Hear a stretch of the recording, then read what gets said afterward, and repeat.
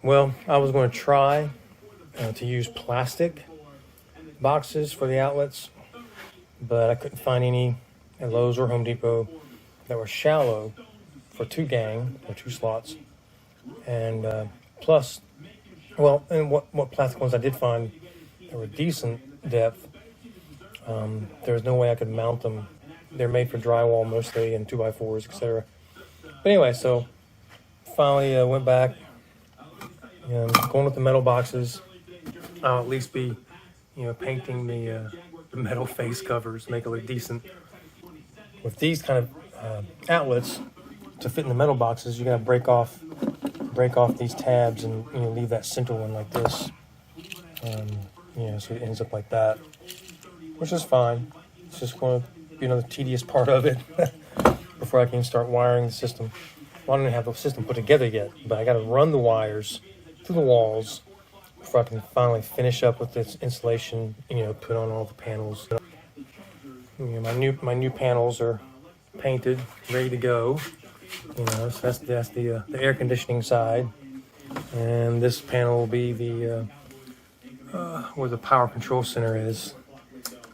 Driver's side, passenger side, and then this cutout panel, once I finish it and paint it, this will be the one that's immediately behind the driver's seat, where the cabinets and most of the shelving and the fridge and freezer, well, at least the fridge will be.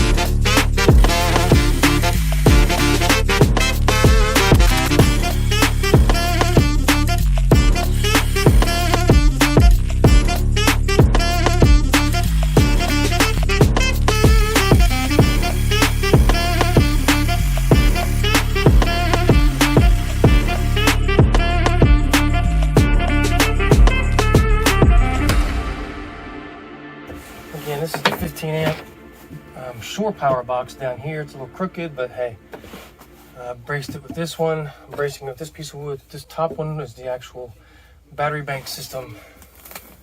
I have 4 outlets here. Let's see if this will fit.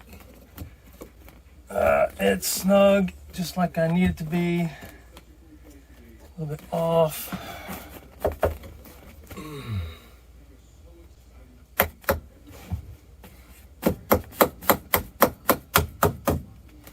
Okay, so that'll work. I'm going to glue this in place, and then also I'll screw in this side of the box.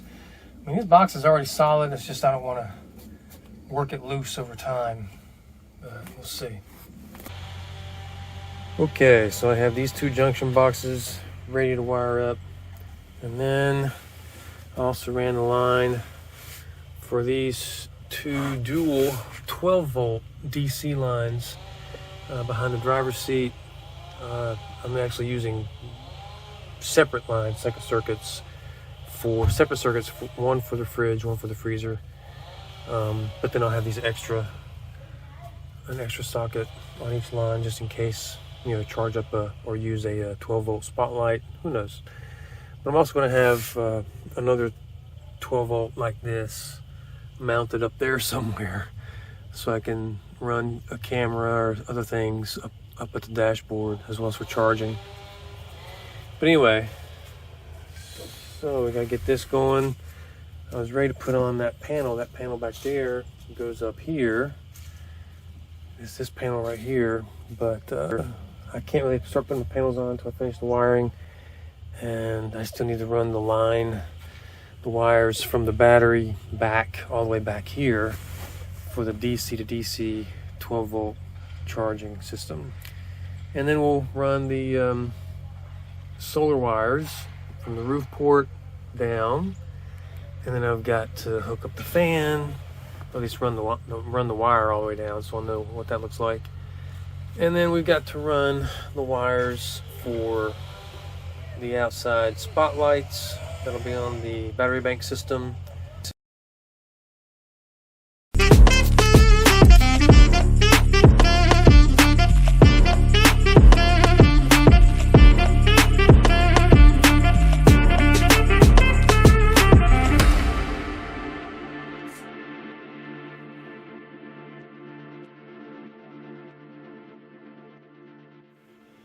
So learning as I go.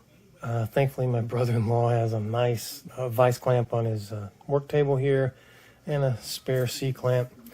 So I'm able to use my hammer crimper in the clamp, the table clamp. So it does make it easier. Some people say that the hammer crimping just doesn't work. But anyway, so learning as we go. I just applied this lug, 4/0 lug on my 4/0 cable for my ground. There'll be a lot more crimping, a lot more lugs to go before the system's done. But part of the process. Hallelujah.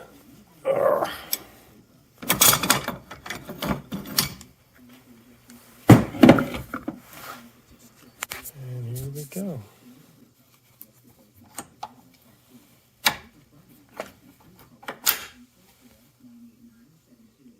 One big ground cable ready to go. So now we do the heat shrink.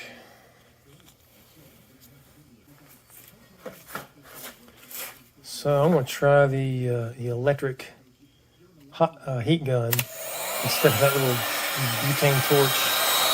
See how it goes with this instead.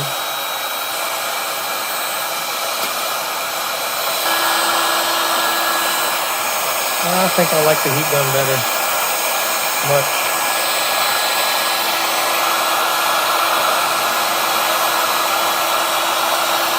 Oh yeah. I'll keep using the heat gun instead of the butane torch.